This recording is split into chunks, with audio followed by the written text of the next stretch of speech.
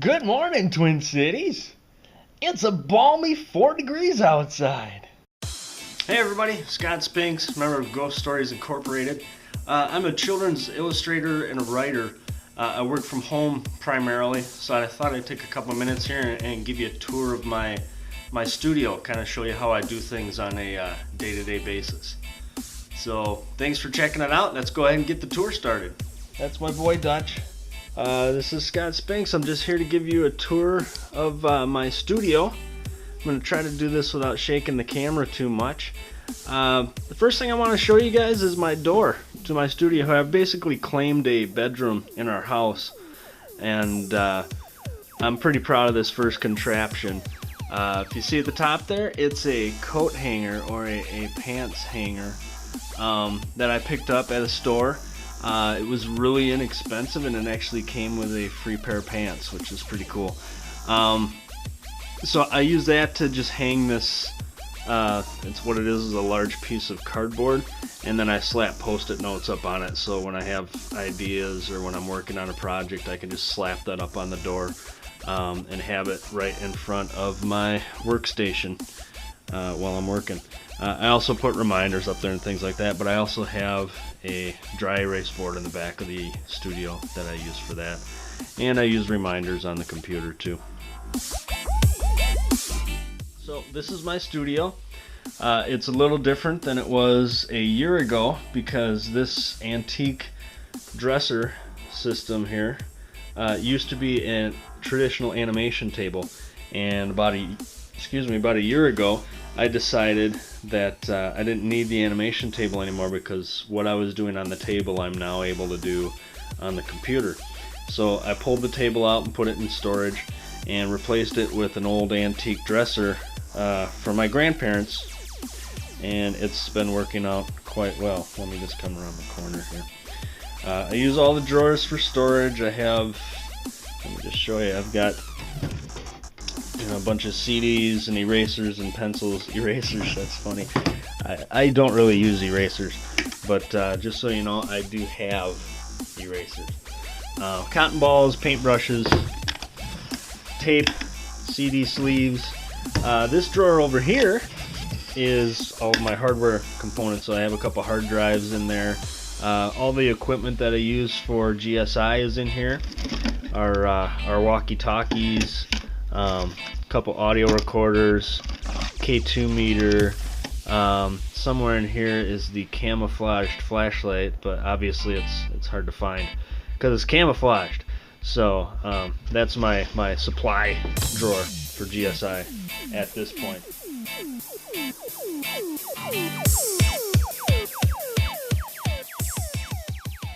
On the top of the dresser here, I just have some inspirational stuff.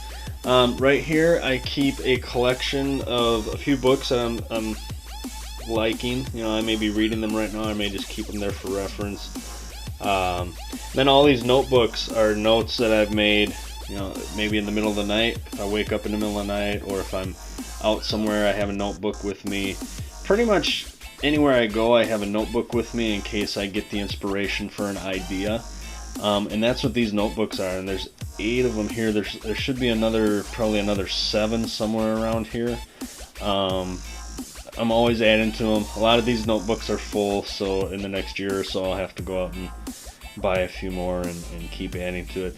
Any of you out there who are aspiring writers or illustrators, I strongly recommend you have a sketchbook and a notebook, because this library of ideas that I've written down over the last 10, 11 years, whatever it's been, is very valuable to me. Anytime I get hung up on something, or if I'm just looking for a new project, I'll go to these notebooks and flip through them until I find something that catches my inspiration again.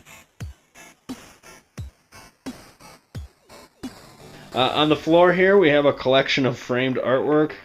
This stuff is just prints of mine that have come out of shows over the last year. When I pick them up, I bring them back here and just prop them up against the wall until the next show comes. So I've got a couple shows coming up this year, so these will soon be walking out the door again, but in the meantime they're kind of in the way I don't think the dog enjoys them. I know I don't enjoy having them sit there, but it is what it is. So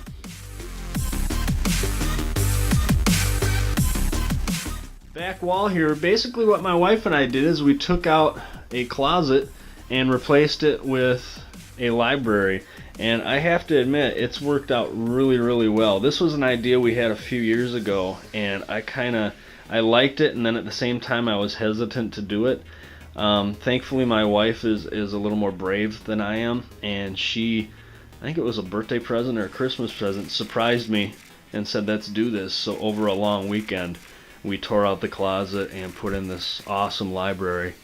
And the books here are for reference, for inspiration, for research, whatever it is. I have a lot of dictionaries. I have a lot of art of books, like the books from, they show the concept art from different films and things like that. A lot of writing books. There's a lot of picture books in there that inspire me. Here's another stack of picture books next to the laptop. I just use the laptop pretty much to update the website. I don't. My regular computer is not on the internet. So, speaking of my regular computer, here's my workspace. You'll see that I use a PC. I do not have this computer on the internet. I just think it's important to keep all the files safe. I back everything up, but at the same time I think it's important just to keep the computer itself safe. So I use the laptop, and then I also use an iPad to do all my internet work, emails, blog posts, keeping up on Twitter and Facebook and all of that. So yeah, and then I also use a traditional sketchbook. So I'll just show you guys this. This is my current sketchbook. It could be anything, you know. It may be something that I want to show to someone else, and it may not. It may just be me working through how I want fingers on a hand to look, or how I want eyes to look on a 12-year-old girl. You know, if I'm drawing a 12-year-old girl, you know, I may not have drawn a 12-year-old girl in a long time, or ever maybe. So I'll pull my sketchbook out wherever I am. If I'm in town, or if I'm at home, or if I'm whatever I'm doing, I'll pull the sketchbook out and just start to kind of flesh out some ideas until I land on something that I like. One last thing I thought I'd show you here is my tablet that I use. I use a Wacom. It's the medium, or is it the large? Maybe it's the large. I don't remember. I think it's like an 11 by 17, so it's pretty good size. Works fine for me. And you'll notice that I prop it up a little bit. This is actually recommended to me by my chiropractor. He said if I can prop it up more like an actual drawing table, which makes total sense, it'll be better for my shoulder and my back and everything else. So along with that, what I also do is I take my stylus. This is the stylus. This is what you draw on the Wacom tablet with. I wrap it in toilet paper towel to bulk it up a little bit, because if that's not on there, it's slender. It's pretty much like writing with a pen. And if you're doing this 12 hours a day, squeezing that pen or holding that pen can be really hard on your hand and your wrist. So what I've done is bulked it up, so this is smaller than I usually have it. I usually bulk it up to the size of maybe the handle of a baseball bat or a tennis racket. Bulk it up to that size, and then I can draw for 10 hours a day and not run into any issues with pain in the wrist or in the thumb or anything like that. I always have to have some inspiration at my desk here. So this is my pooch and my wife. The pooch who's making noise on the floor right now. Apparently he wants to read. So I'm gonna sign off here. Thanks for taking a look at my studio.